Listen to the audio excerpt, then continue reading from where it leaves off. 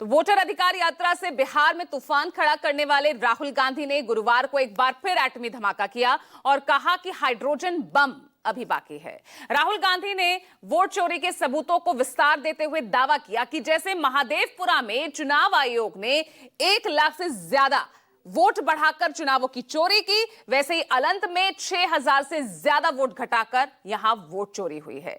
हालांकि बीजेपी का कहना है कि राहुल गांधी ने हाइड्रोजन की जगह फुलझड़ी छोड़ी है और वो भी फुस हो गई। इधर चुनाव आयोग ने भी राहुल गांधी के आरोपों को निराधार बताकर खारिज कर दिया, लेकिन राहुल गांधी ने उम्मीद जताई है कि देश के छात्र और युवा यानी जेनजी संविधान को बचाएंगे, लोकतंत्र की रक्षा करेंगे और वोट चोरी को रोक देंगे। ऐसे में सवाल यह कि राहुल ने जेनजी को पुकारा, रोको वोट चोरी, आपका सहारा। आज इसी मुद्दे पर हम चर्चा करेंगे, साथ ही बात करेंगे कि राहुल जेनजी को भड़का रहे हैं या भारत का सच बता रहे हैं। वरिष्ठ सहयोगी ग्राउंड जीरो से भी सहयोगी हमारे साथ जुड़े हुए हैं, सियासी पैनल भी हमारे साथ जुड़ चुका है चर्चा के लिए। परिचय आगे कराऊंगी, लेकिन पहले सुनिए राहुल गांधी ने कल क्या कुछ कहा था, उस पर क्या पॉलिटिकल रिएक्शंस आए। तो हमारी डिमांड है, ज्ञानेश कुमार जी, आप अपना काम कीजिए।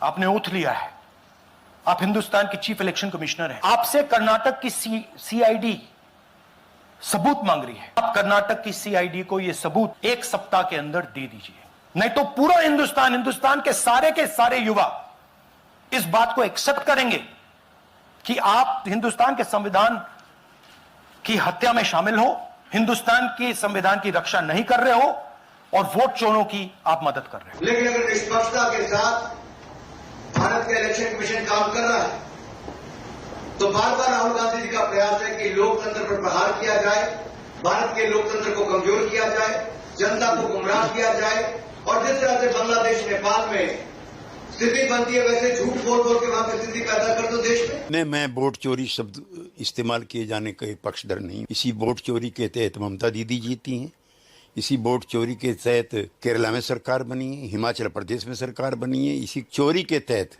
आज वो कर्नाटक में राज कर रहे हैं, इसी चोरी के तहत उनके 100 MP जीत कर के आए हैं।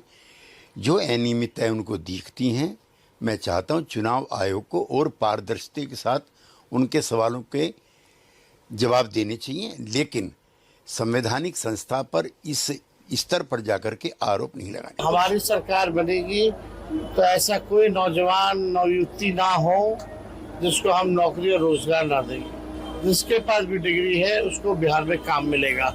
बेरोजगारी को जड़ से समाप्त हम करेंगे और हमको जब मौका मिला सेवा का तो हमने जो कहा था वो किया भी। भले ही तेजस्वी की उम्र कच्ची है लेकिन जुबान पक्की है। राहुल गांधी जी ने जो मुद्दा उठाया वो गंभीर है। इलेक्शन कमीशन को और देश की केंद्र सरकार को उसका जवाब देना चाहिए। ये बात तो सबूतों के साथ अरविंद केजरीवाल और आम आदमी पार्टी जनवरी में रख चुके हैं, मगर ये बात जब एक अपोजिशन पार्टी कह रही थी और वहां पे कांग्रेस स्वयं चुनाव लड़ रही थी और भारतीय जनता पार्टी वोट चोरी करके जीत रही थी, तब कांग्रेस उस पर चुप थी और आज भी राहुल गांधी जी उस पर चुप है। इससे मन में पीड़ा होती है।